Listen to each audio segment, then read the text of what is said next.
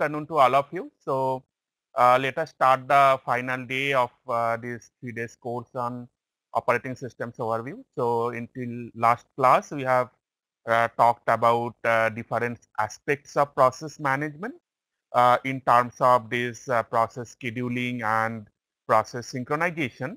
So, in today's talk, I will start from where I stopped in the last class, and then complete some of the parts in previous talks, and then carry forward with the memory management module. So, in the last class, we are talking about this deadlock. So, we have looked into the aspects of process synchronization, and then we have explained that if you try to synchronize the process using semaphore, then there is a possibility of deadlock. So, deadlock generally happens when a set of process, they are going to access some common resources. Like in case of semaphore, your semaphore variable is a kind of shared variable between multiple processes. Now, assume a case of two processes and they are accessing two semaphore variables, say x and y.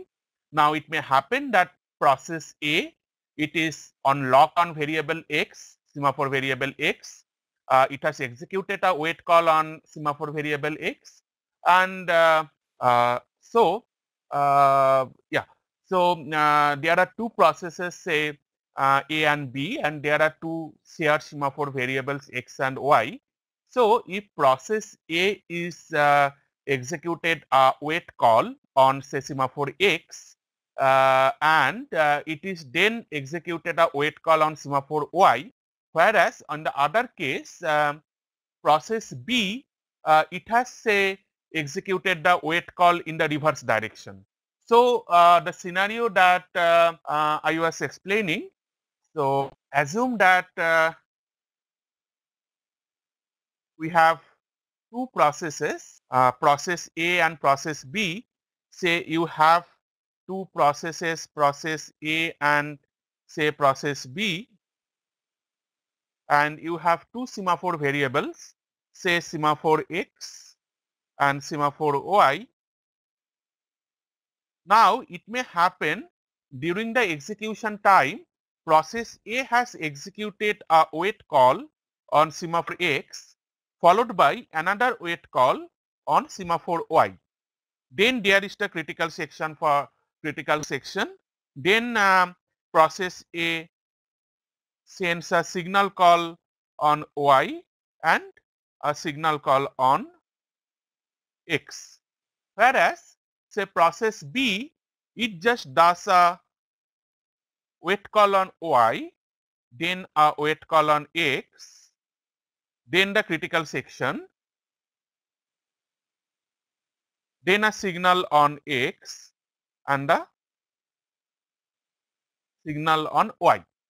Now, in this case, whenever you are running these two processes concurrently, there may exist a scenario when say process A, it has first executed this wait system call, then process B has executed this wait system call.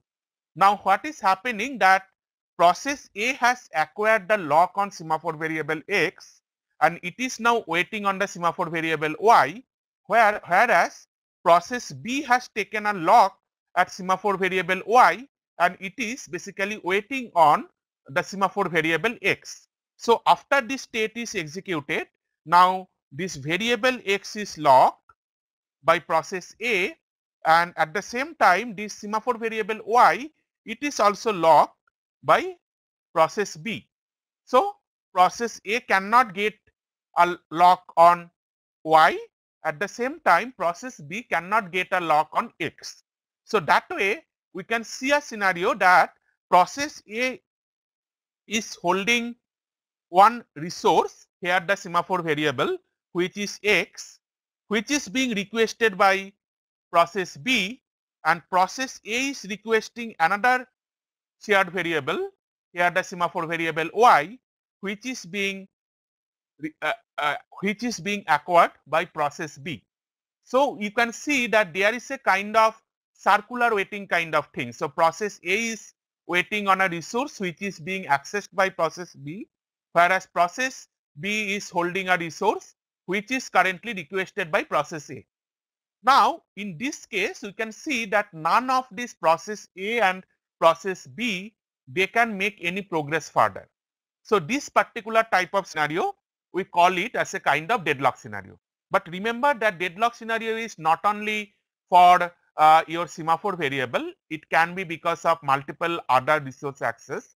Like it may happen that one process is acquired a lock on a printer and it is waiting for the scanner to be released, whereas another process, it has say taken a lock on scanner and it is waiting for the process, printer to be released. So, that way whenever you have some kind of shared resources in terms of hardware or in terms of some variable, shared variable or shared memory space, and if it happens that one particular process has acquired a subset of that resources, whereas requested for another subset which is currently being locked on a second process which is basically requesting for the resource switching again locked by another process. That way if you can have a kind of circular waiting and hold and wait kind of scenario, then it can result a deadlock environment. Now, in our modern operating system, in general, this kind of deadlock actually happen very rarely because the OS are intelligent enough to schedule the resource in such a way so that deadlock doesn't happen. So, there are particularly two reasons. The first is that now we have some say sufficient amount of resources in our operating system in terms of memory, register, which doesn't result in a deadlock. And the second part is that this deadlock handling thing, it is mostly given on the hand of the programmer. So, as an end programmer, whenever you are writing a program, it is your job to ensure that deadlock doesn't happen. So, operating system doesn't manage the deadlock because the deadlock management algorithms which are there in our operating system or in our algorithmic concept, there is a popular algorithm called Banker's algorithm which is very helpful for detecting and avoiding a deadlock, but the complexity of the Banker's algorithm is significantly high. So, the complexity is so high for this kind of algorithm, it is always preferable that if you have some kind of deadlock, unfortunately, which is most of the case because of some kind of programming fault or logical errors in the programming. So, the best way would be to restart the system. So, coming back to the concepts of deadlock.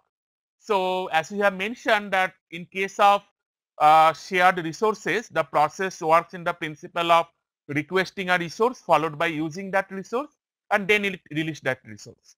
Now, under this case of shared resource access by multiple processes, it may happen that one particular process is acquired or requested for a resource which is being currently acquired by another process, and that particular process has again requested for another resource, a third resource, which is again requested by a third process, and that way we have a kind of circular hold and wait kind of thing. So, if you look into the requirements for deadlocks to happen in a system, or if we want to characterize the deadlock in a system, so deadlock can arise if all of these four conditions hold simultaneously. So, remember that to deadlock to happen, so why basically I am saying that, or I am claiming that deadlock is a kind of rare event in a modern operating system. So, to deadlock happen in a operating system, you have to ensure that all these four conditions hold simultaneously. So, what are these four conditions? The first condition is kind of mutual exclusion. So, mutual exclusion means you have a resource that can be accessed by only one process at a time.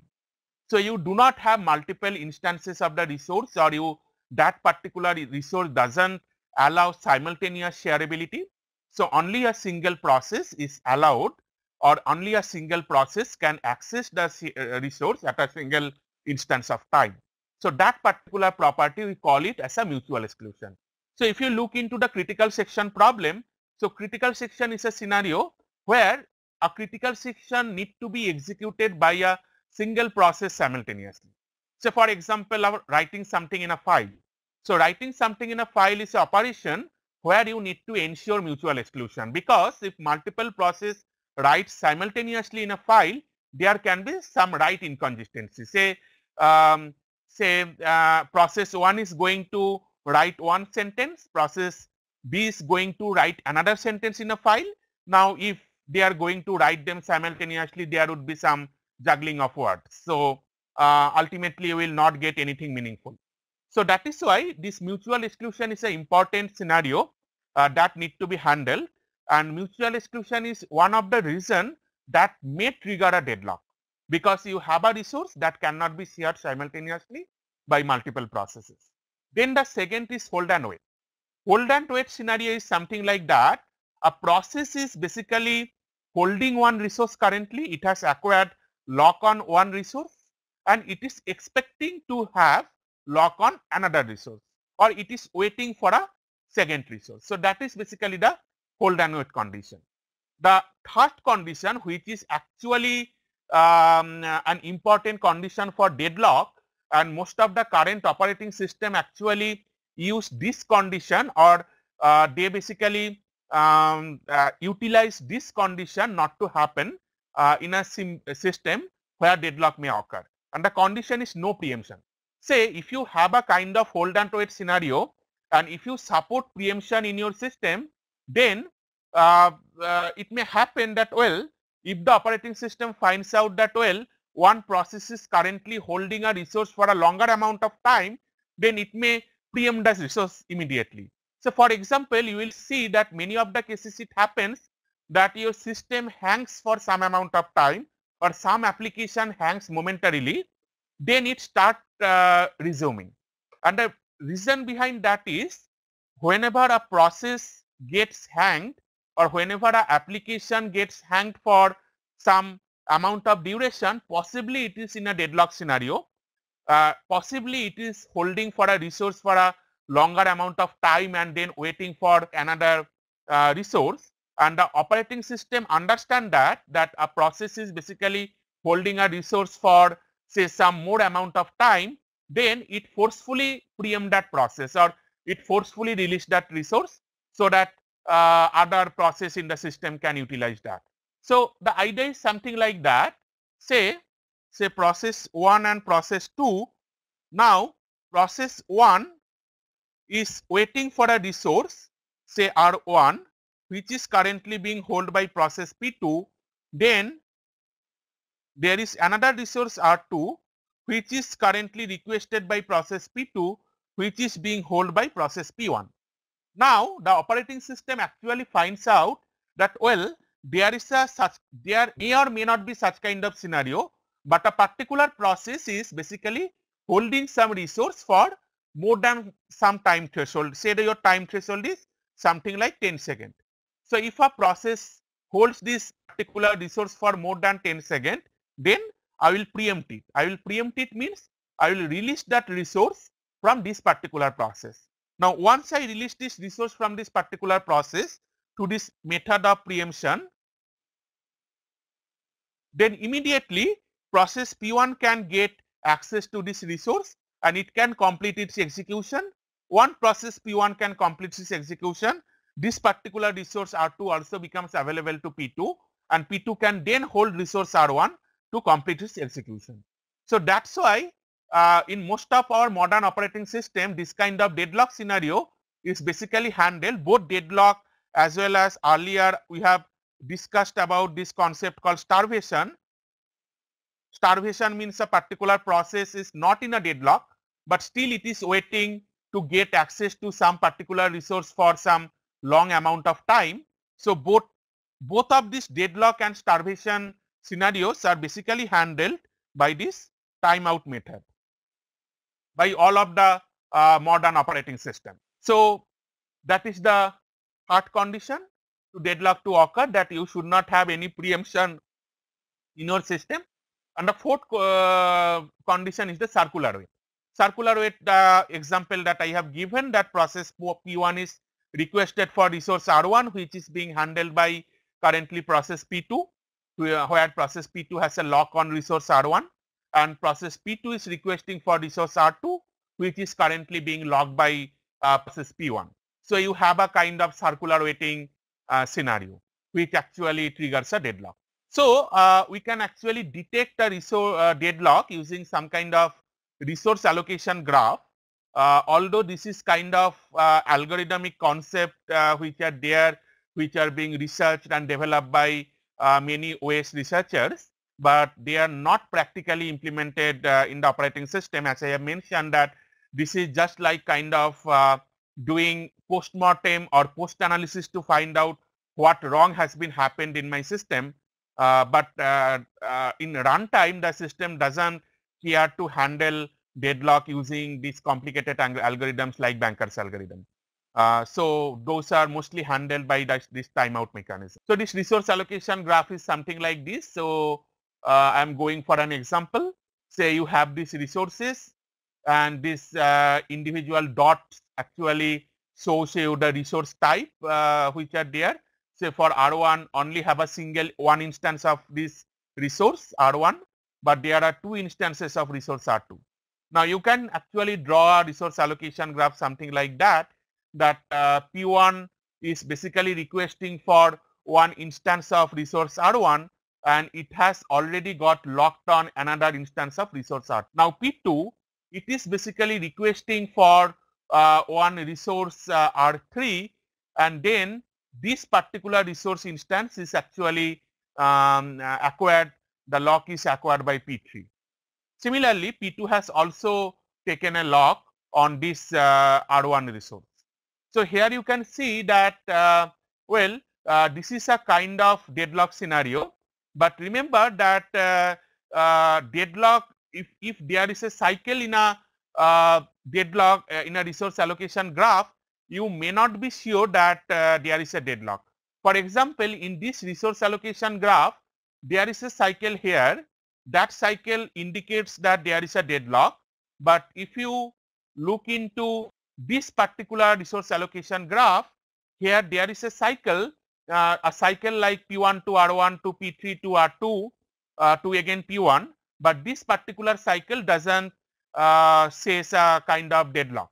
Why that is so? Because see, P2 here is only having lock on R1, and that lock is temporarily because P2 is not waiting for any other resource. Similarly, this resource instance R2, it is currently being locked by P4, but P4 is not waiting for any other resource. So P2 and P4, they can complete their execution without having any problem. Now once P2 and P4 completes their execution and they release the resource, this particular resource becomes available, which can be given to P1. Then when P4 releases the resource, this instance becomes available, which can be given to P3. Now P3 has both the resources R1 and R2, as well as P1 have both the resources R1 and R2, so they can complete their execution. So a cycle here in this instance doesn't indicate that there is a deadlock. Now the question comes that through this resource allocation graph, say for example, if you want to do some kind of post-mortem, say for example, you observe that your system has hanged momentarily, although by timeout mechanism your operating system was able to come out from this deadlock scenario, but it may happen that that is on a big server, and obviously as a server administrator you want to find out why there was this kind of temporarily halting or temporarily hanging of the process. For that you want to do some kind of post-mortem by taking the log of resource allocation by multiple process, and then you want to do some kind of offline analysis of this data, of the system log data, to find out whether there was a deadlock or not. Now this kind of thing you can actually do by using this resource allocation graph. So the question comes that how resource allocation graph is helpful under certain scenario. So the basic fact is that if the graph contains no cycle, then we can surely say that there is no deadlock. But if the graph contains a cycle, then if there is only one instance per resource type, that means you do not have multiple instances per resource type, you can surely say that there is a deadlock. But if there are several instances per resource, you may not be sure that there is a deadlock. That can be a kind of possibility of deadlock. So the example that we have seen earlier, here this resource R1 and R2, they have two instances of that resource type. So that is why, well, with some possibility you may say that, well, there is a deadlock, but there is no guarantee that there is a deadlock. But if there is only a single instance, say this instance is not there, which is currently held by P2, this instance is not there, which is currently held by P4. If these two instances were not there, if there is a single instance of R1 and R2, then you would be surely able to say that there is a deadlock. So that is the usefulness of having this kind of resource allocation graph. To handle this deadlock, there are multiple methods like deadlock prevention algorithm and the deadlock avoidance algorithm. So this deadlock avoidance algorithm, they basically says, or they basically tells that, well, you would do some kind of pre-processing to find out whether allocating a resource to a particular process would cause a deadlock or not. So you want to basically estimate that, or you want to find out that before allocating a resource to a particular process. Now for that, again, we have the Banker's algorithm, which is costly for a system which has significant overhead. So that's why we do not implement in a live system. Again, the deadlock prevention algorithm, it sometimes says that, well, if there is a deadlock, then also by using a modified version of the Banker's algorithm, you should be able to say that, well, there is a deadlock in the system, but the complexity of that particular Banker's algorithm is so high, it is basically in the order of n cube, where n is the number of resources that you have in your system, and you can assume that, well, in a modern system that we have a significant amount of resource. So n is very large for modern system. So that's why we cannot tolerate that complexity of O of n cube for a for such kind of complex algorithms. So that's why although there are these theoretical concepts of having Banker's algorithm, we do not implement them in a practical system. So that is something all about the process management, and I am not going to the details of that Banker's algorithm in this class. So if you are interested, you can read the book to find out how this Banker's algorithm works. So it is indeed a very simple algorithm. So there are nice examples that are given on the textbook that I am following. So can always go through that, and I hope that you will be easily able to understand how this Banker's algorithm works. But remember this fact that because of that complexity of the Banker's algorithm, we do not implement it in a modern operating system. So what we do, basically, we go some kind of timeout based mechanism that help us to prevent if there is any kind of deadlock. Or I guess that sometime you have seen that the operating system itself sends. So if it is a kind of critical process, like you are doing something in Microsoft Word where the Microsoft Word hangs momentarily, so you get a pop-up from the operating system saying that, well, this particular application is not responding for long. Do you want to keep it in the waiting state, or do you want to forcefully stop it? So it gives the option to the user whether the user wants the process to wait for the resource or to stop the resource. So that is for the user applications, whereas for the system application, most of the system applications or the system processes are preemptive process. So the operating system, if they finds out that a system process is basically holding a resource for a long amount of duration, it explicitly preempt the resource and make it available for the other processes to use. So that way the modern operating system basically handles the deadlock scenario. So that is all about the process management. So in the next, we'll go to the memory management module. So memory management again is a huge module that has lots of things to discuss. So I will try to touch most of the important concepts, and I will skip the details because of again the timing constraint. Whenever we talk about the memory management basically tells about the management of the main memory. That means the management of your RAM space. So it is not the secondary memory space or the disk space. So handling disk is much trickier or much different compared to how we access the main memory, because whenever you are loading a process, So as we have discussed during the process life cycle, that the process need to be loaded in the main memory. So the process will have its own memory space where it will have the text space to store the process code or the operations. Then it will have the stack space. So in the stack space, it defines the local variable, the function calls and all these primitives. Then you have the heap variable, that is basically, or the heap memory space. That heap memory space is that basically used for allocating the dynamic memory. So a process, whenever you are starting the execution of the process, some memory space from your main memory or RAM is allocated to a process. So in this particular discussion, we will talk about how the operating system actually allocates memory to the running processes dynamically. So that is the part of the memory management. Now the disk management basically talks about, so you have a kind of secondary storage like a hard disk or a CD or any type of such kind of or a flash drive. So this kind of secondary storage device. So the problem with this secondary storage device is that the access time for the secondary storage device is significantly high.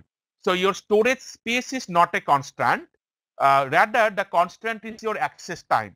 So this disk management algorithms, they basically deal with, or they mostly deal with that how will you store the content in your secondary storage such that your access time gets reduced.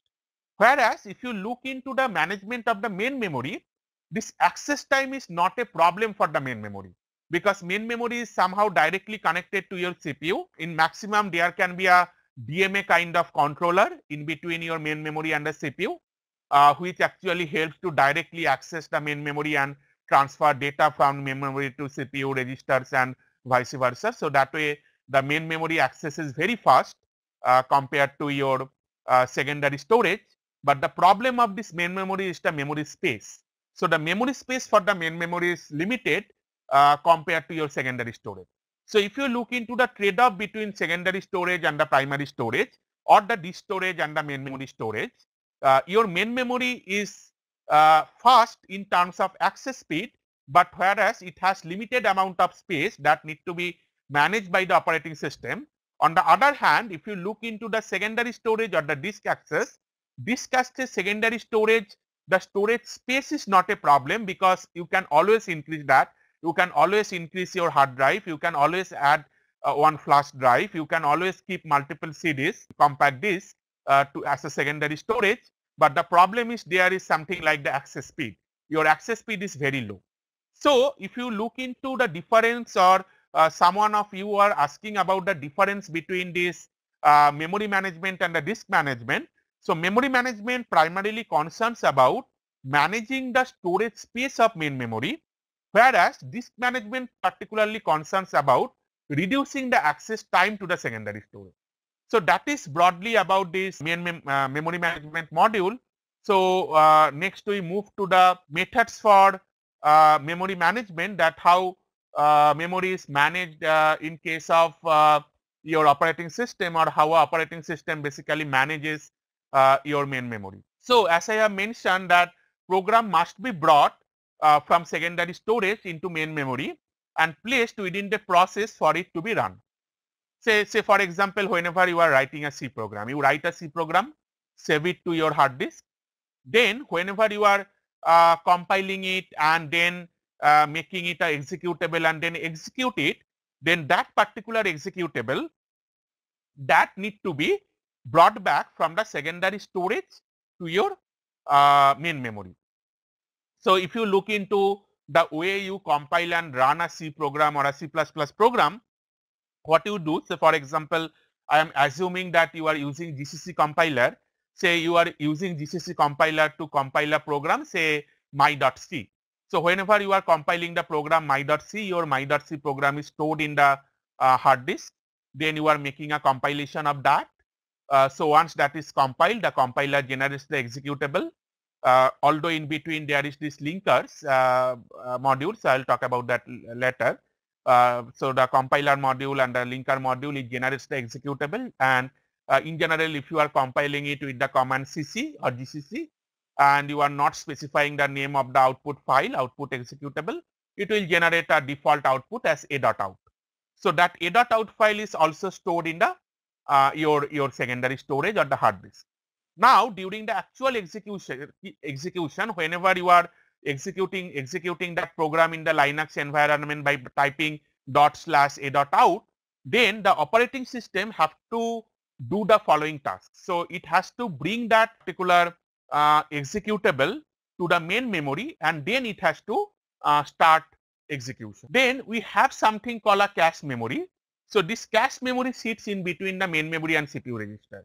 So sometimes what happens that whenever you are running a large application or a large program, your application is repeatedly accessing the same data, same set of data. So for example, you have written a sorting algorithm. So whenever you have implemented a sorting programming in C, in every execution of the loop, the operating system has to work on that particular array. Now it is not required that every time you need to bring back the array from the secondary storage to your main memory. What you can do, you can put the array in your cache, and you can directly access it from the cache memory, because that particular memory spaces are going to execute it very frequently. So you do not need to put all those variables inside your main memory. Rather, you can put it in the cache, and then the program actually takes the data from the cache and executes. Now we have a concept, something like a logical address space. So what is basically a logical address space? So whenever you are compiling a program, say you have defined a pointer, say integer pointer a in your program. Now how the compiler will actually allocate the address of that pointer, because until you are actually running the system doesn't have any valid memory address. Or that is also true for your local variable. Whenever you are defining some local variable, or whenever you are defining some kind of say function call, during that time your compiler, it doesn't know that where actually you are going to put that particular function or particular variable in your main memory. So that is why the compiler, what it does, it provides something called a relocatable address or a logical address. So a logical address is something which is basically represented by a base register and a limit register. So it basically says that, well, your say in this example, for this particular process, your base register value is something like 300040, and the limit register says that, well, the process will take a total memory of 120900. So it says that, well, I will put the process will be from this particular register value, from this particular address to base plus limit that address. So the process resides, all the data of that process resides within this memory address.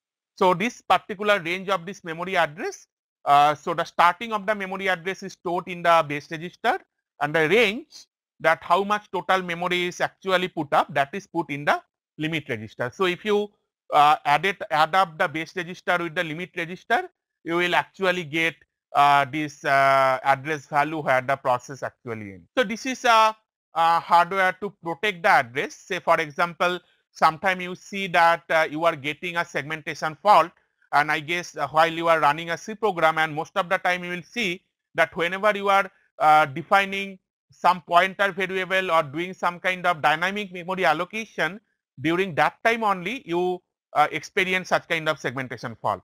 But in general, the segmentation faults are not there whenever you are accessing some static variable, because whenever you are accessing the static variable, this base register value and your limit register value that are well defined. So there can be some kind of hardware circuit which can detect whether you are actually going to access data within space that is being allocated. So using the pointer, you can allocate any from the next process, then that basically results a kind of segmentation fault. So you can have a hardware circuit which can help you to detect whether you are addressing or whether you are going to access some valid memory space for the static variable, not for the dynamic or the relocatable variable. So your CPU, it generates some address space.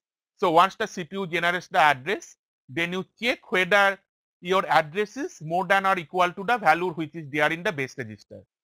So if it is more than the base register, that means you are not going to access some kind of invalid address which is before the base register. So it is correct.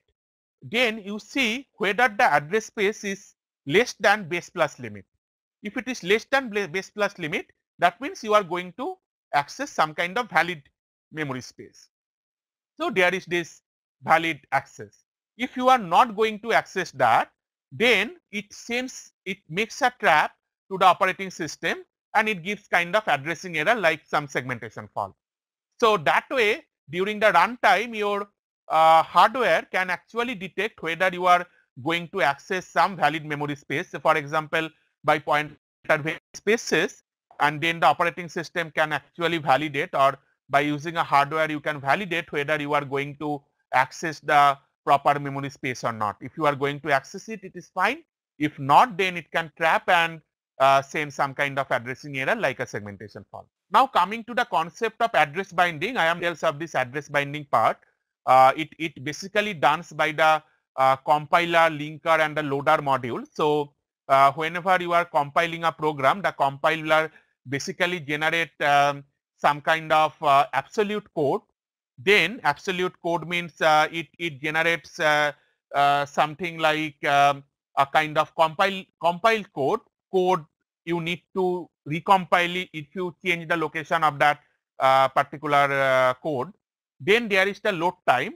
In the load time, the loader basically link up multi-locatable code in the sense that if the memory location is not known in the compile time, if the programmer is not specifying or hard coding the memory space that is being accessed by the program, then the loader actually address those particular thing.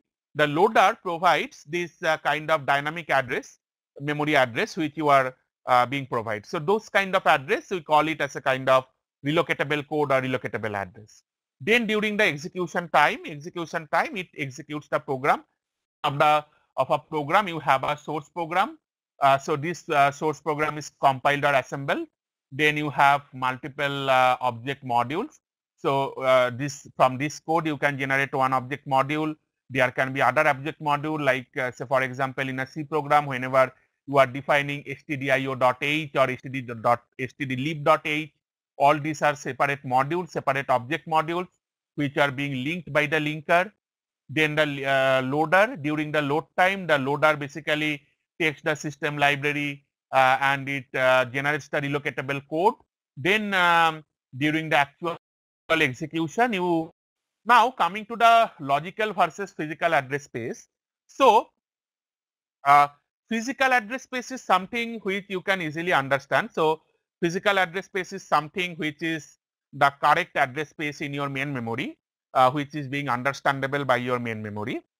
And logical address is some address space which is being generated by the CPU. So the CPU, say for example, if you are defining up say 10 with that pointer. So it is like that whatever value you have been assigned to the pointer during runtime, that particular value will be incremented by 10. So the CPU, what it generates, the CPU doesn't know where the pointer will be actually located in your main memory. So CPU just provides some kind of logical address to all these individual values, and then your memory management unit, your operating system memory management unit, it basically maps between this address space to a core space. It finds out that where that particular pointer variable will be actually located in your main memory. So this logical and the physical addresses, they are same in compile time and load time address based on the binding scheme. This logical or binding the address to your actual memory address. So this logical address space, it is the set of all logical addresses generated by a program, and the physical address space is the set of all physical address which is generated by a program. And the task of memory management unit is to bind between the logical address and the physical address. So I guess that you understand the difference between this logical address and the physical address. So the logical address is actually the address, the virtual address or the conceptualized address which is being generated by say the CPU, and the physical address is it is actually the physical memory address which is there inside your RAM. So this logical address is being mapped to the physical address by this memory management unit. Of the relocation register is added to every address generated by the user process at the time it is sent to the memory. So the idea is that you have something called a relocation register, which is like a base register. So your MS-DOS program on Intel 8086, it uses 4 such relocation register. So the idea behind relocation register is that the CPU, it will always generate the address with respect to the relocation register. So it is something like this. Say, have a relocation register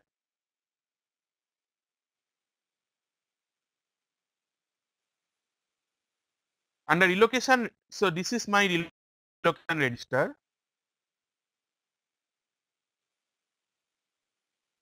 and the value of the relocation register is say 100,100. Okay. Now whenever you have a program, so this program has multiple operations, say OP1, OP2, OP3, OP4. That way multiple operations are there. Then there are variables like say pointer P, there are variables like say integer A. So all these things need to be some address. So how the CPU actually generate address during the load time? It assumes that well the first address, the address for this first operation is 0. Then the address for this second operation. So assume that this particular operation, all of this operation takes 2 bytes to store. Okay. So you need 2 bytes to store each of these operations. Then this OP1 will be at space 0, OP2 will be at space 2, OP3 will be at space 4, OP4 will be a space 6. Then you assume that a pointer variable it requires, then this variable will be at address 6 plus 4, that is 10. No, sorry, this will be at address 0, this will be at address 2, this will be at address 4, this will be at address 6. This the starting address for this one will be, this will again take 2 bytes, so it will be 8. Then this pointer variable takes 4 bytes, so the address will be 12. Then again if a integer variable takes 4 bytes and then you have some OP5, so OP5 will be stored at 12 plus 4, that is 16.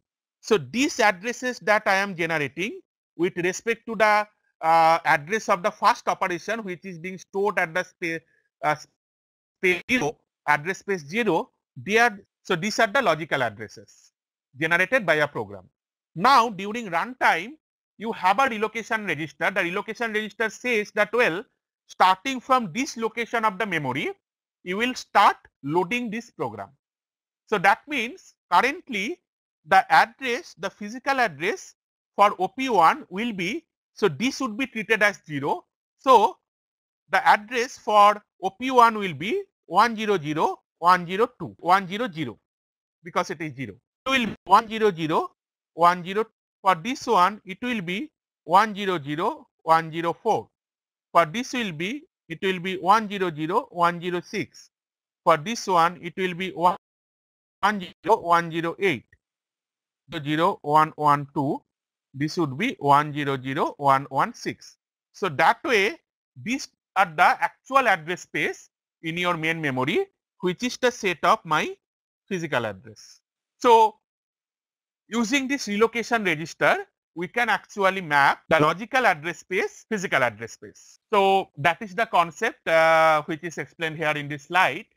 For this, well, there can be something like a concept of dynamic linking, as I was explaining, that it may happen that you have multiple modules of your code and during runtime you need to combine, dynamically link all those part of the code like this stdio. During runtime it actually links with the corresponding implementation of stdio.h, stdlib.h, which actually defines the standard function for input output or the different kind of standard library function. So we have earlier discussed this concept of swapping, the concept of swap in and swap out. So I will directly go to a figure to explain this concept of swapping. So swapping basically says that, well, in your main memory you have the space to store the operating for process P1. It may be currently in main memory. So you want the execution of that process P1 for some amount of time, that may be because of a preemptive scheduling process or because of some scheduling algorithm that we have discussed in the last class.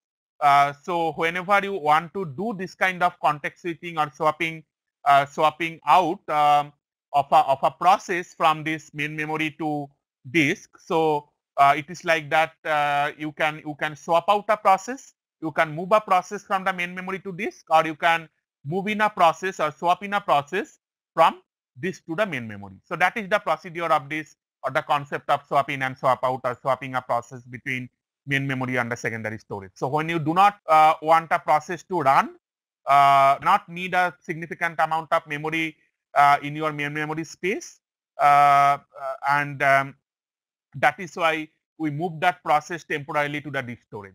So remember that this in Linux based storage, where you can put all these swap in swap out processes. So the idea is that your main memory is limited. If you are not currently executing a process, say because of some interrupts or because of some other reasons, if you are not currently executing a process, there is no need to put the process in the main memory space, basically eating, or it has basically taking some amount of main memory.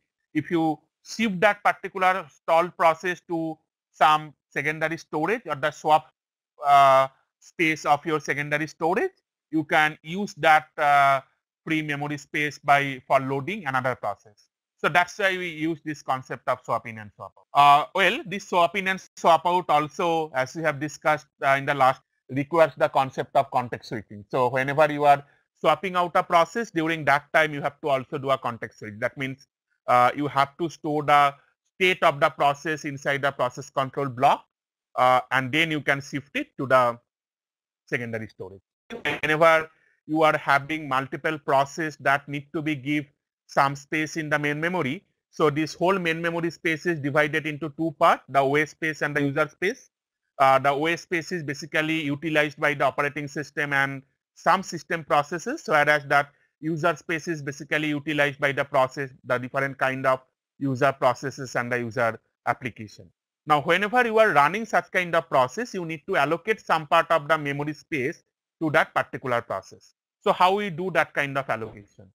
So what we can do that basically held in the low memory space and with some interrupt vector, and user space processes are then held in the high memory space. Say in your initial part of the memory or the first part of the memory, we have the storage space for the operating system.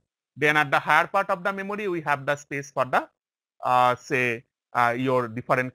Okay. Then using this base register, it contains the value of the physical address or the relocation register that we are talking about, and then you can have a limit register to provide the range or how much space the process is actually required.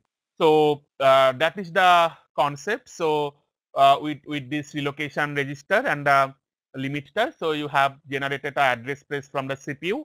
Now once you have received the address space from the CPU, that means it is a valid address. Then you add up that address with the value with your relocation register. The example that I have given you earlier with multiple operation, one pointer variable and one integer variable. That way you first check the validity of the address within the limit of the address space that you have defined within the limit register. If it falls within the limit register, then you add up the address with the relocation register and access the corresponding address space in the memory. Now, whenever you are say allocating multiple memory space for multiple processes, say here is this operating system initially, then there are two processes process 8 completes its execution. So once process 8 completes its execution, then this part of the memory becomes free. So you can put up other processes in this part of the memory. It requires this much amount of memory, so it is put here in this part. Now again, if another process 11 comes and it requires some amount of memory which is memory space, then you cannot load that process at that particular amount of time or that particular instance of time. So this particular free space in the memory, we call it a kind of memory hole, where you can load a new process if the available hole space or the available memory space is more than the required space for executing that process. Now, in general, what happens in your, for example, it may happen that in your memory space, say here you have one process, process 1, then another process is here, say P2, another process is P3, then again a hole, say another process P4. So this part of the memory is blocked now, this part of the memory is blocked, and this part of the memory is blocked. So you have some free space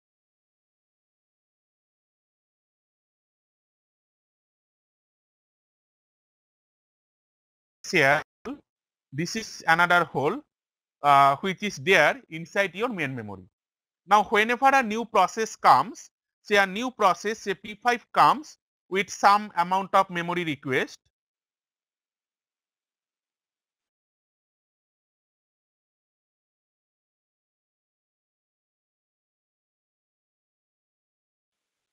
then actually you need to find out where you are going to put this process here, or whether you are going to put this process at this particular hole. So that is one task of your memory management unit.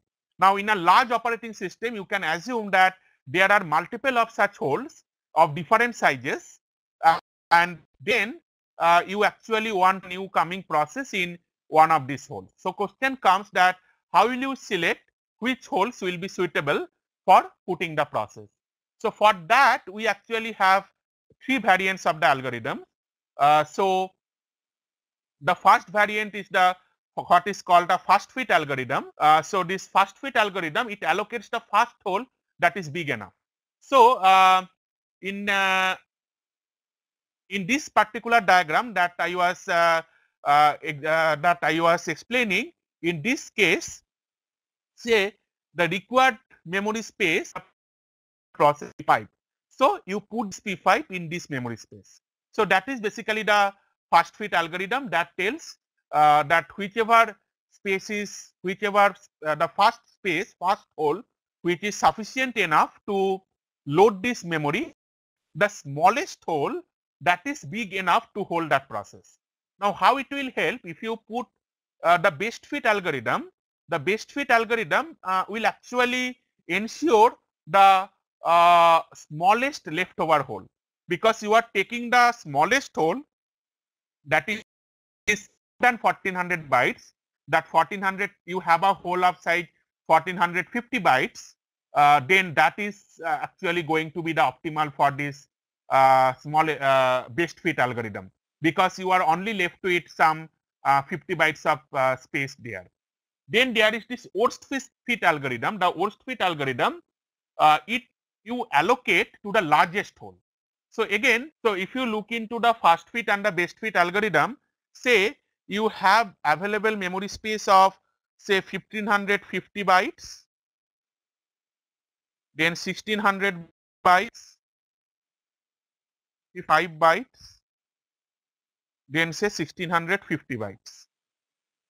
Say these are the 4 holes that you have, say 1500 bytes. Then your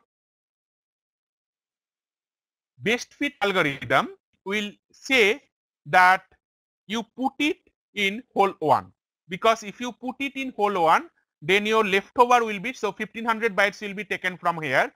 So you will have a leftover at 50 bytes. If you put others, you will have more leftovers.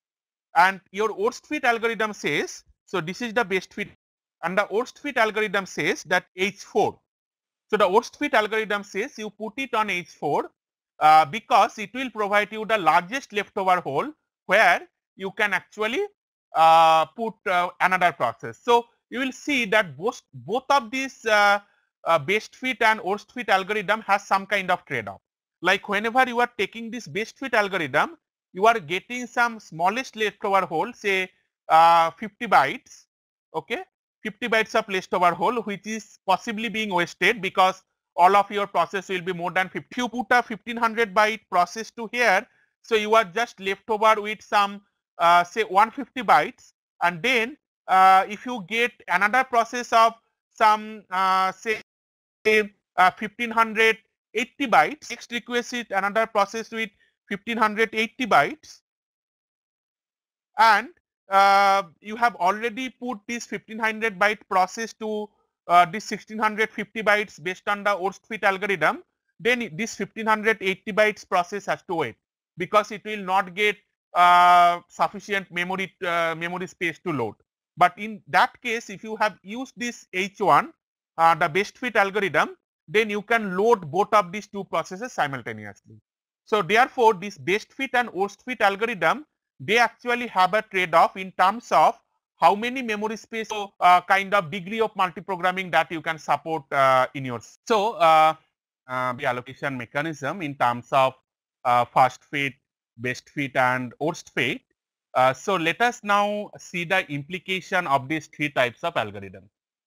So in case of this first fit and best fit algorithm, what they can result something, it is like a space in the main memory which is currently being available but not usable by any other memory space. You have some kind of 50 kilobyte space or 50 byte space left in your main memory, which is not suitable for loading any new process. So that 50 byte space will not be utilized. So that we call a kind of fragmented space.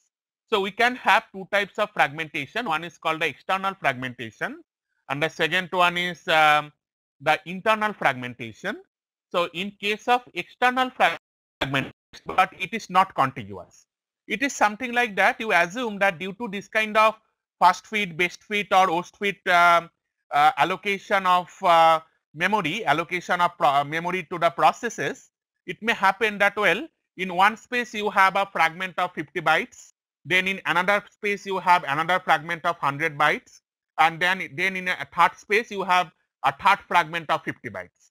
So if you sum up these individual fragments, it is total coming out to be 50. You can allocate the memory space to that particular process, but because you are contiguous memory allocation algorithm, so that the you are actually not able to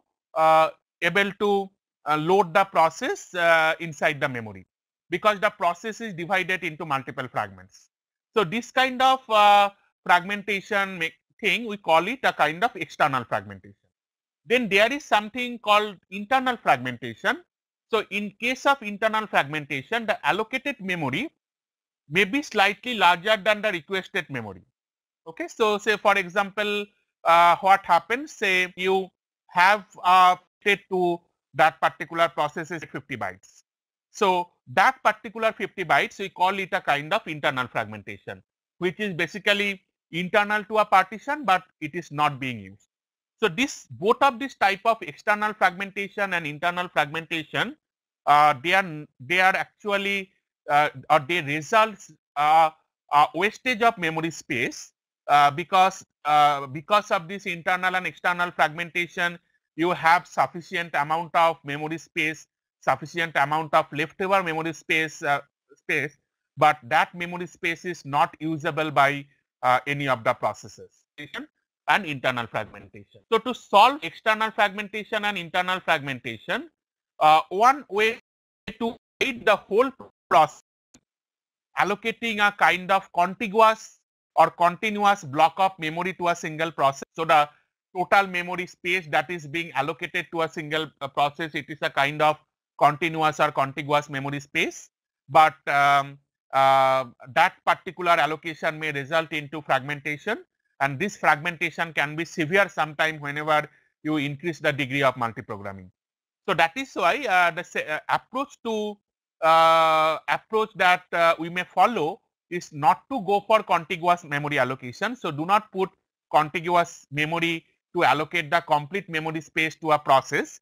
Rather, divide the process into multiple smaller segments. So say think about the concept of this external fragmentation.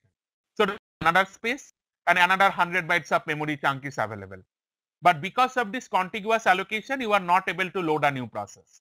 But assume that you have a new process comes and you are able to divide that new process into multiple segments. Say one segment is of size 50 bytes, another segment is of size 75 bytes, and the third segment is of size 40 bytes.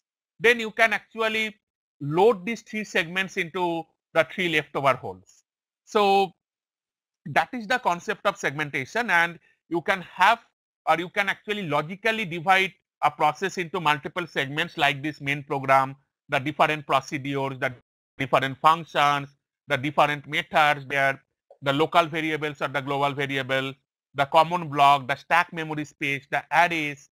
That way you can logically divide into the program into multiple segments, and then you can actually put the process into different segments to avoid this fragmentation concept. So that is kind of user view of a program. In case there is this main program, there is a subroutine, there is the stack memory space, there is a memory space allocated for some function called sqrt, there is some memory space allocated for the symbol table. So all these are kind of smaller segments, and as you have a smaller segment, you can actually avoid but it may result in internal fragmentation. How? See, this is the complete logical address space that is given to the user, and in this logical address space you are actually dividing into multiple segments.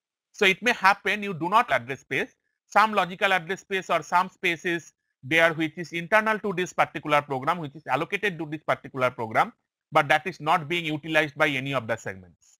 So that way this kind of concept segmentation fragmentation concept, although they have segmentation, but they fail to avoid internal fragmentation. So that's why our so that is the concept of segments. So I'm just skipping the way we actually implement segmentation in terms of hardware. So we again use multiple register, this segmentable based register and segmentable length register to implement segmentation in a system. So the solution to that problem, so what we have said that, well, this segmentation, external fragmentation by dividing the complete program or the complete logical space into multiple segments, but it may result in internal fragmentation. Now to solve this kind of problem, we use an important concept called paging. So what is a concept of paging? So in case of paging, you have the main memory space and your logical address space. So assume that this is your main memory space.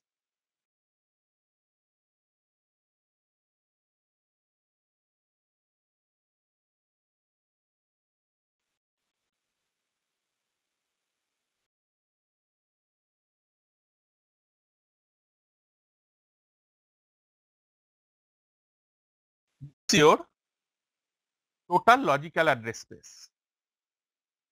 Now we divide this main memory into equal size of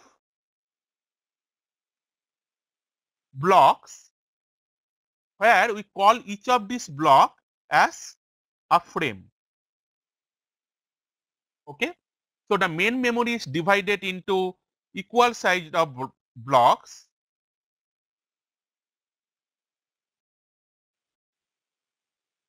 called frames. Similarly, say this size of a block or size of a frame is 32. Then we divide this logical address space to the equal size of block again, where the size of the block is again 32 byte. Each of this block is called a page. So the idea is that we are dividing logical address again into equal size blocks,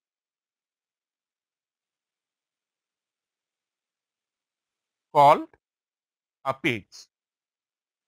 Now you can number these frames as well as the pages. So you can number the frames as 1, 2, 3, 4, 5, 6.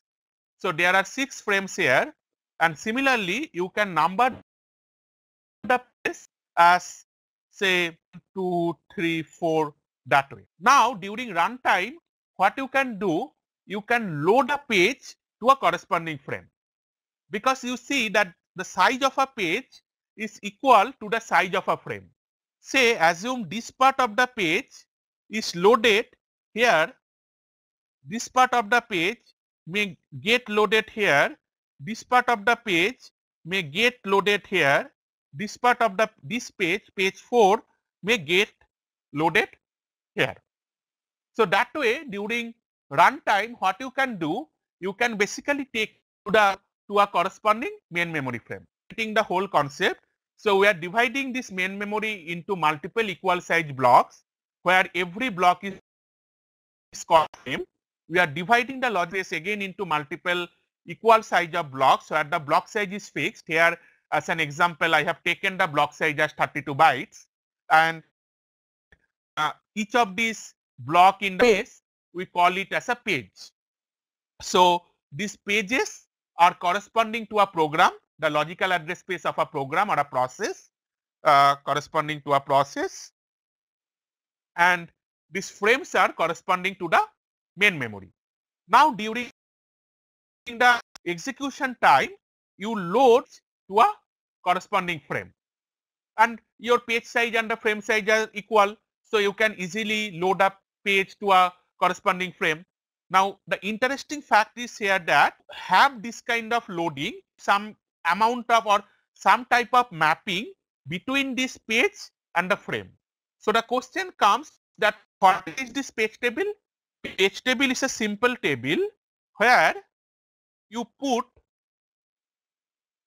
say for a process P1, you put the page number and the corresponding frame number. Say here in this example, page 1 is loaded in frame 2, then page 2 is loaded in frame 4, page loaded in frame 1, page 4 is loaded in frame 6. So this is the page table for process P1. Also what you can do, you can merge table for multiple process. So if you have a field here like your process ID, so here this is P1, then you can have the page table for P2, the page table for P3. That way you can have this page table which actually keeps a mapping between the pages and the frames. Now what is the interesting fact here is that whenever we are reading the memory in terms and the logical address space in terms of pages and the page size is equal to the frame size, then we are actually removing the external fragmentation as well as fragmentation. Now the logical address kind of distributed or logically divided, and that way we are keeping the page equal to the frame size. We are actually loading the page to the corresponding frame. But always remember that it necessary, say for example, of this process may not be exactly equal to 32 into 4 bytes. It may be a little bit of more than that. That part of internal fragmentation can be still there, but in general the amount of internal fragmentation that would be there in case of paging is significantly less your segmentation based approach, where in case of segmentation based approach your fragmentation can be more because you are dividing it into every segment size can as my total logical address space. So then again we have this hardware scheme to implement the paging. I am skipping that part. So this is the broad idea that I have discussed. The same thing is there. The logical memory we are dividing into multiple pages, then the main memory we are dividing into multiple frames, and then loading individual page to individual frame, and then having a page table which actually defines the corresponding mapping. So this I am skipping that how actually paging or the way we use paging, or we represent have fast access or fast mapping between the logical memory space to the physical memory. Because in page table, what you have to do, say for a given page number, you have to search the page table to find out what is the corresponding frame. So the question comes that how are you actually going to represent the page number and the corresponding frame number, or how you are going to index the page number in a page table. So for that, what we do, we use a special type of hardware called TLB, transition look aside buffer. So this TLB is actually a kind of cache memory. So the thing is that this logical space, as we have mentioned, we divide into two parts, the page number and the offset. So this page number is actually used to search in the page table out that what is the corresponding frame number, and once we get that information, we actually use that frame number, and we know that the page size is equal to the frame size. So if page offset is D, the frame offset will also be equal to the actual memory address. Now the question comes that I was mentioning how you can speed up the lookup in a page table, because in case of a page table we are actually doing multiple lookups to find out what is going to be my corresponding frame number. So for that we use this cache memory. So some part of page table you can basically load in. Now in general this page table is stored in the memory. So what happens that every time you want to do a lookup in your page table, you have to do a access in your main memory. So to speed up this process, we can put some part of the page table. Now we are not putting the complete page table in the TLB because we have limited amount of cache in hand. We are not able to, will not be able to implement, or will not be able to put the complete page table in a cache. So that is why take a page number. So once you take a page number, you first look into the TLB whether the page is there or not. If the page is there, well, you have done a first search to find it out. Then you can get the frame number from the page table, and then you combine. So then, so there are these multiple ways to the page table. So so I'm just skipping that part because of again this timing constraint. So there is this concept of hierarchical page table. There is a concept of two-level page table. Then there is the concept of something called inverted page table. Then the hashed page table, where you actually use the concept of hashing to store the page number. So that way, and finally the inverted page table. So there are multiple ways to represent page table, so that to increase the efficiency of page number inside the page table. So again, these things are well explained in the textbook. You can go through it, and if you have any doubt, you can feel free to. So based on this concept of paging, we can have another look into that what is a virtual memory. So in case of a virtual memory, so in case of paging based concept, what we have seen that we can divide the back to the concept of this virtual memory. So what we are talking about that, well, this concept of paging, nice concept, or gives an better way to utilizing the memory space. So what we have seen that the available program space, we can divide it into multiple pages, and then we can load that. You may see that, well, when you run a program, say assume that you are running a big application, then yeah, so you are running a big application during if you see, or you will see that, well, the whole part of the program is not needed to be loaded at the main memory at time.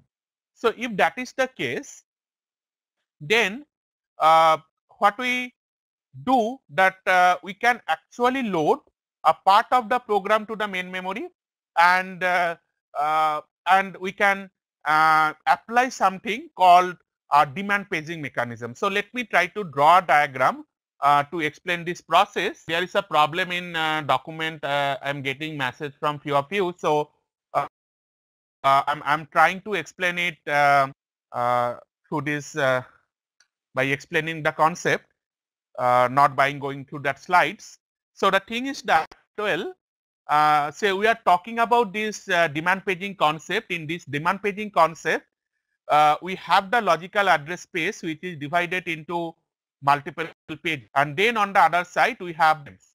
Now assume that in these pages, say whenever in this page number 1 you have this, then in page number at say page number you have the main part of the program, say page number 2 you have some variables which are defined there, then page number 3 say one function, and page number 4 there is another function. Now it may happen that at a single instance of time you do not require function, say whenever your main program is getting executed, during that time you do not need this function 1 and function 2. Maybe this function 1 and function 2 will be loaded after some amount of time, or they are required after some amount of time. So what this demand paging context that, well, whenever you require a particular page, you just load that particular page at that instance of time. So whenever you are actually loading the program, do not need to load all the pages. Rather, what you can do, that whenever a particular page is required, during that time you can load that page to a. How does it help? This helps that with the help of this demand paging concept.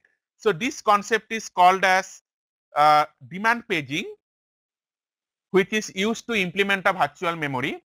So this demand paging, it helps in this way. Say I have this main memory space which is divided into multiple blocks, and then I have say two processes. Say the process 1 has 3 pages and process 2 has say 4 pages. Now you see that, well, I have 1, 2, 3, 4, 5 frames here, and 1, 2, 3 pages for process 1 and 1, 2, 3, 4 pages for process 2. If this is the case, then you see that if we use the normal paging concept, we will not be able to load both the process simultaneously in the main memory. But using demand paging concept, we can do that. How we can do that? Say we can load say page 1 of process 1 here, then page 2 of process 2 say here, and at that time instance, say this is page 1 of process 1 and page 2 of process 2 which are being loaded say here, and during that instance of time I do not require page 3 of this process, so I do not load that instantly. Rather, I load page and page 2 of process 2 in some part of the memory and start execution for. Now whenever required, I will bring back the page 1 of process 1 to the main memory, or page 3 or 4 of the process 2 to main memory. Now what you can see here, we are actually allocating more memory compared to what is actually available here. So using the concept of this paging, having more amount of logical address space,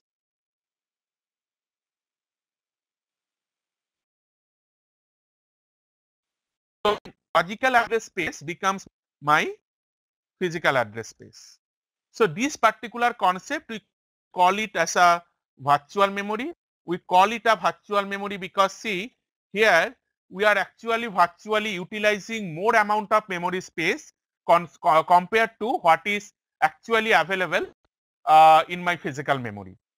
So clearly here you can see that, well, whenever say for example currently the request for page 3 of process 1 comes, if page 3 for process 1 comes, we have to load that process to some frame, and now my whole memory space is full, and after some time it happens that, well, say the request for page 3 or process 2 comes, if that is the case, then I have to replace one of the pages from my main memory and put this page here, because it, so the question comes that which page from the main memory I will actually replace. So this particular cases we call it a page replacement algorithm.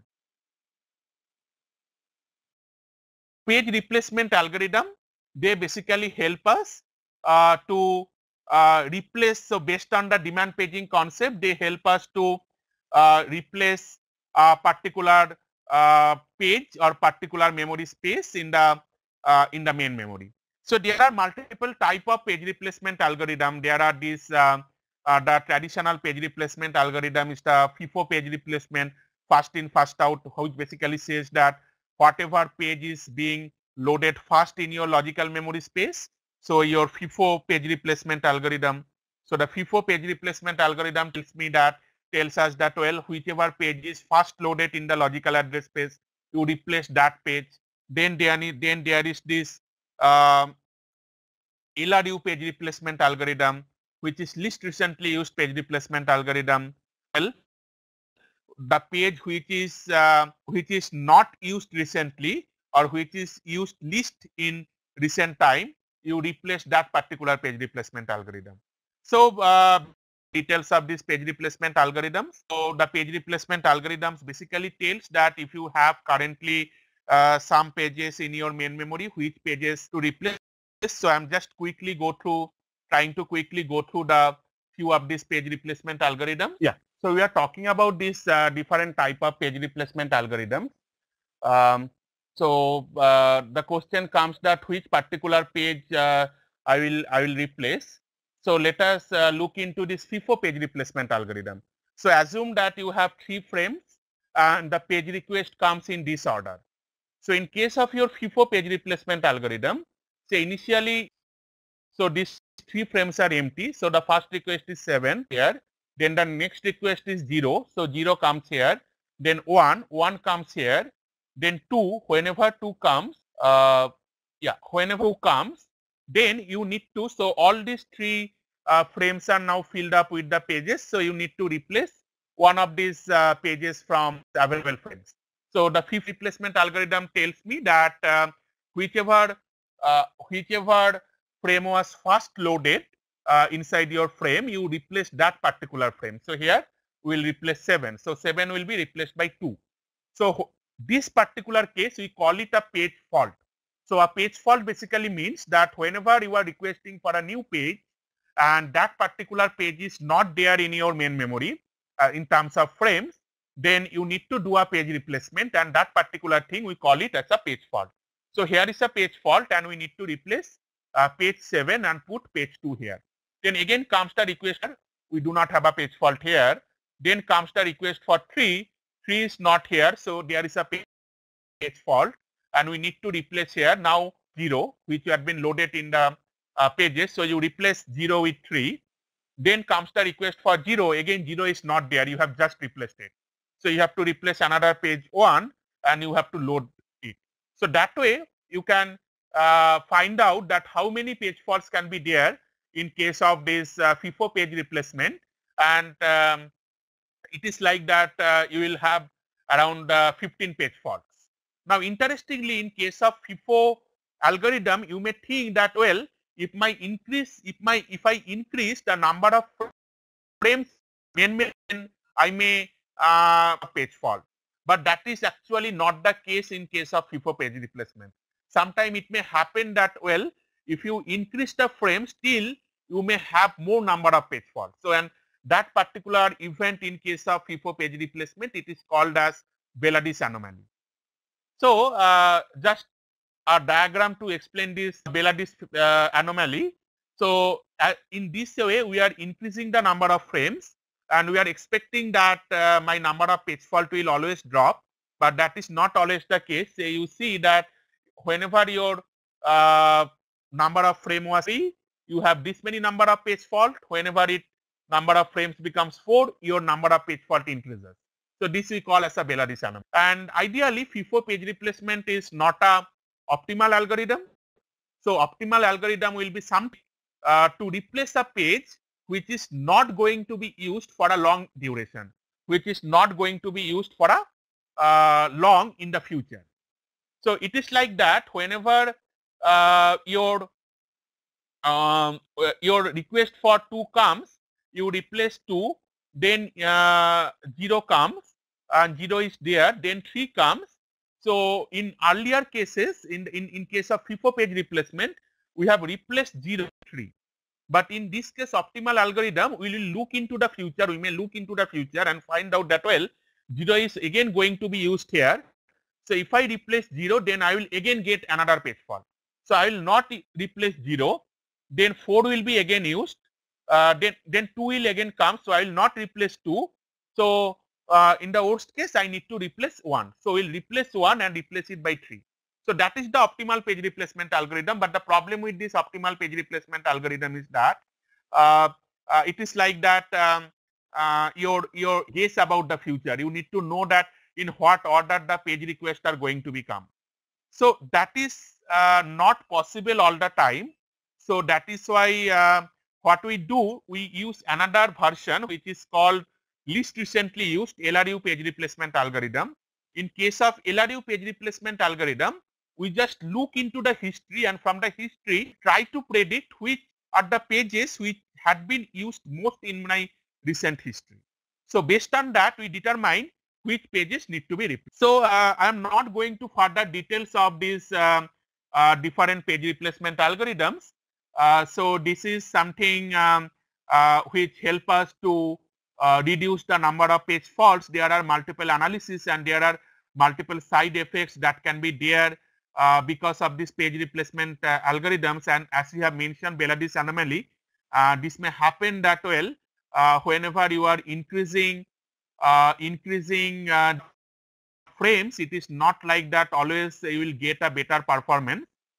There is another concept called thrashing. I am not going to all those details because we are already over time. So I would so I hope that I am able to give you a kind of broad overview of the basic concept of the operating system. Because of this timing constraint and because of some this logistic problem, all these things we are not able to cover many of the things, mostly because of the time. So because you have to, it is always not possible to cover an email whenever you have any doubt regarding the concepts regarding these things. So let us take the questions that you have. If you have any question, you can put it in the question tab. So I am taking the questions one after another. So one question is there that when a relocation register acts as a base register. So it is like that. See, the base register, we say that a base register basically store the start of the memory. So whenever in case of my relocatable address space means during compile time, say in a program you are using dynamic memory. So whenever we do it during the load time. So that is why during this kind of scenario, we basically use this concept of relocation register. So this relocation register tell me where to start from my main memory address and how to proceed to the instructions of the main memory to find out the address of different operations. So that is broadly the task of a relocation register. Then the next question is that what is the purpose of LBC? In case of your page table, the frame number, see that where do I access to the main memory? This cache memory resides in between your main memory and that is called a TLB.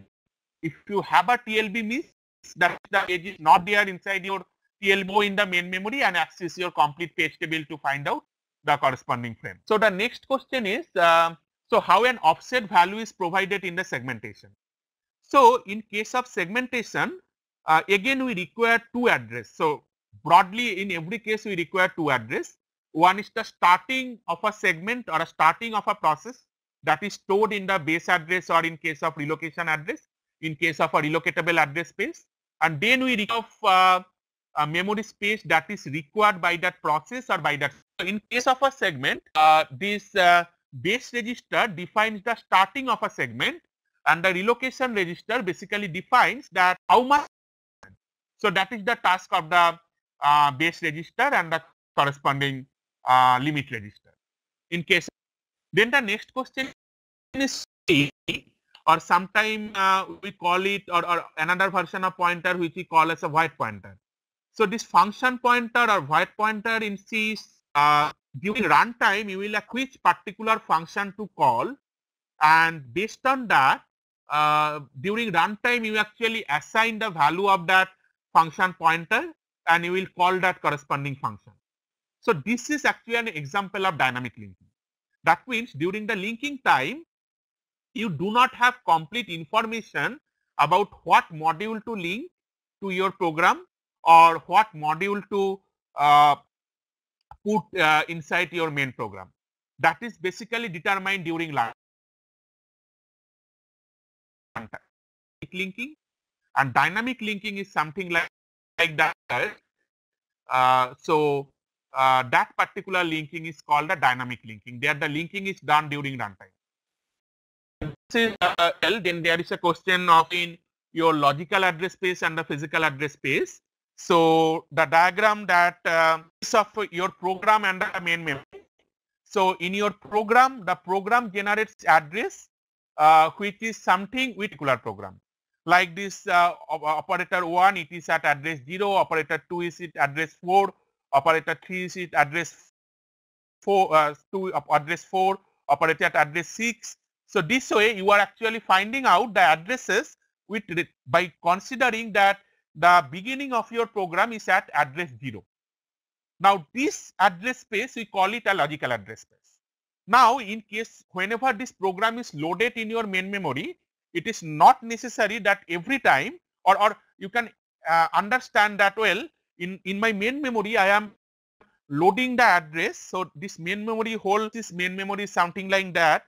In the initial part of the main memory that is reserved for my operating system, and then I have use space, and this particular program when it is in execution, that is the corresponding process, it is going to load it here, and the address space is not 0.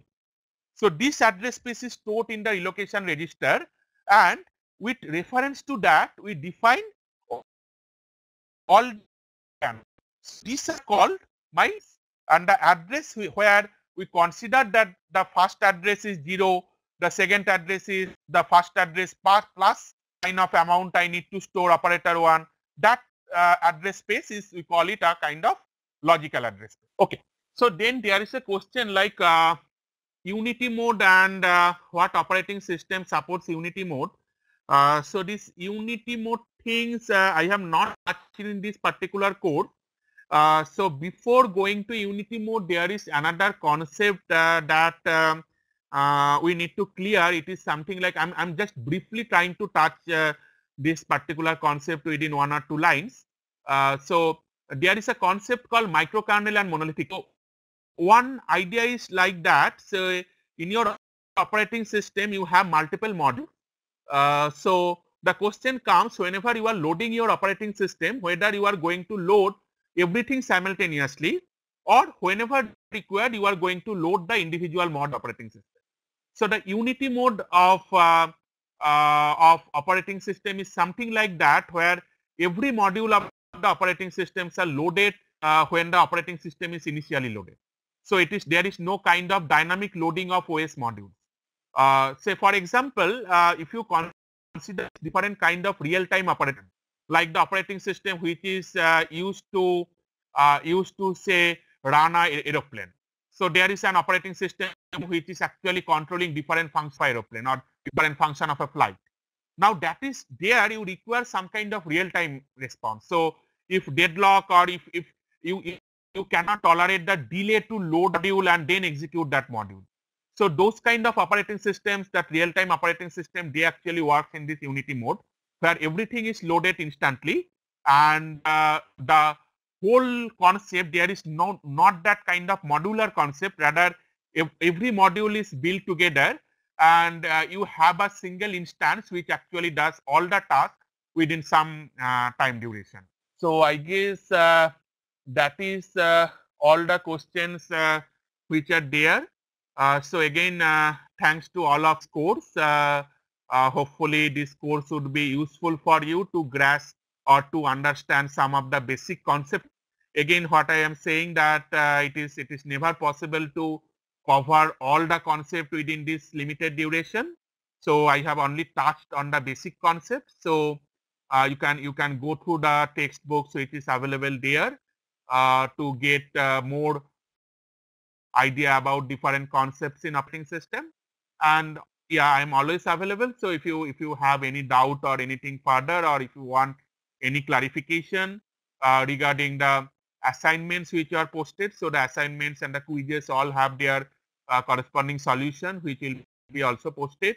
So regarding those things, or if you have any doubt regarding any questions of operating systems, always feel free to drop me an email.